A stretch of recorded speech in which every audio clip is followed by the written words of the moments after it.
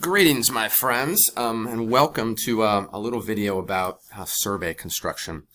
One of the topics for this module. You know, surveys are one of those things that we all have experience with, and I think that can be sometimes a little dangerous when it comes to actually constructing one with our own research, because we are so familiar with it, and they seem deceptively simple in terms of how they're done, and they seem deceptively simple in how to take them.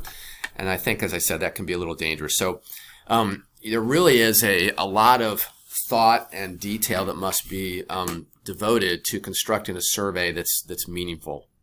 So you really need to be very careful about a number of things. So I want to talk a little bit about constructing a survey instrument, kind of some details that's important for you to keep in mind. And then I also want to talk about how to actually construct some of the questions themselves. And these are important things to keep in mind as you're reading about research, as you kind of assess whether or not a survey is a valid, reliable survey, but also as you're kind of constructing your own survey. So here we go. Here's a few things that are really important. So as you're thinking about constructing a survey instrument for some research, I think it's really important to search the literature for other surveys that have been conducted and been validated on your particular topic. So you get a sense about for what has been done and how things have been asked, but also you may find surveys that have been validated and used widely that will fit your particular research. And if they've already been validated, you can ask for permission to use them and just use that rather than having to construct your own.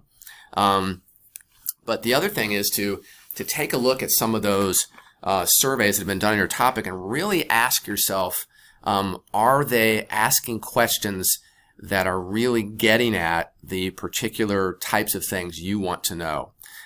So it's a really good place to start in terms of searching the literature for similar surveys. The other thing I would say is, as you're doing that, and I don't have this as one of the bullet points here, so but be kind of keeping a list. Someplace on the desktop of your computer or some written list about potential questions that you think might get at exactly what you want to know. So just kind of brainstorming and keeping a volume of potential questions. Very few of them you might actually use, but it's important to kind of keep track of your thinking. And at this particular stage where you're searching the literature for other surveys is a good time to do that. So next, I think you want to be really careful as you're deciding which questions to include, and as you're writing questions. And this may seem obvious, but it's so important. I see this mistakes made with this so often. Make sure your questions are measuring what they really intend to measure. Make sure that they're very clear about what they're asking. And of course, make sure that they're appropriate for your population. So how do you go about doing this? I think one way is to, as you're writing questions, be having other people, tell you what meaning they're getting from the question. So you can literally write, have 4 or 5 questions, give them to a variety of people, go, tell me what you think this is asking. Is it clear what it's asking? And if you're getting people interpreting your questions in wildly different ways, you know that they're not focused enough and they're not clear enough. And I would say at this stage too, it's probably a good idea to have some experts on your topic read the questions and make sure that they're also getting the intended meaning. They may have some suggestions for how to ask things in different ways. So really, really important here to carefully go through the items here. Next, make sure that you're kind of thinking about what's the appropriate number of questions. We've probably all been sent surveys that have like 300 questions. And we go, there's no way I'm doing this thing, right? So I think you need to be careful about selecting a number of questions that are going to give you enough information about your topic, but also making sure that you're being very mindful that and a lot of research has been done on this. People will not spend more than 10 minutes on a survey, and yourself, you probably won't. So you have to make sure that you're really carefully choosing just those questions that are getting at what you really need, and not having any extra questions. Because any extra questions are going to increase the likelihood that people aren't going to answer anything. So you really need to be super careful with the number of questions for sure. And then these last two, make sure that each question has an explicit rationale. So as you kind of are going through your questions, that you're thinking about choosing, always asking, why is this being asked? Is it directly connected to what I need to know? And am I going to actually use the information in some way? We don't want to be adding kind of any extra questions on surveys typically, because it's going to decrease the likelihood people will complete them. And then once you actually have completed your survey, pilot test the entire survey with people for a number of reasons. One, to get a sense about, are people consistently understanding what you want them to get from particular questions? And number two, how long is the survey actually taking people? And you can take the feedback that you get from that pilot test to make some revisions to your survey before you actually end up administering the survey.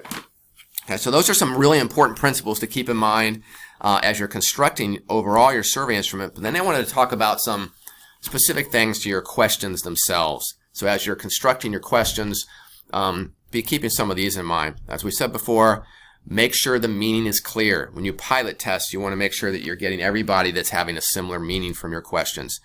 Keep your questions short. The longer your questions are, the more likely that people are going to have different meanings, the more likely they're not going to complete the survey, because nobody is going to be excited about questions that are very wordy. Always kind of be double checking yourself that the questions are directly related to the purpose of the research. Again, it's amazing how easy it is to get off track with that one. Carefully have people review things during your pilot study to make sure that your language is not going to be offending anybody in any way. We all have blind spots, and so be careful that you're not using words that may be biased in some way and may offend people. Avoid leading questions, right? We're trying to get valid information. We're not trying to lead people to a certain answer. Again, your pilot testing can be really helpful, and your asking experts in the field can be really helpful in identifying questions that may be unintentionally leading. And again, don't ask for questions that require for too much information, because people don't want to be pushed to think too deeply in a survey. They want to just be asked information they can recall quickly and fairly easily. If you're asking for highly detailed information, you're increasing the likelihood that people aren't going to finish it. Right?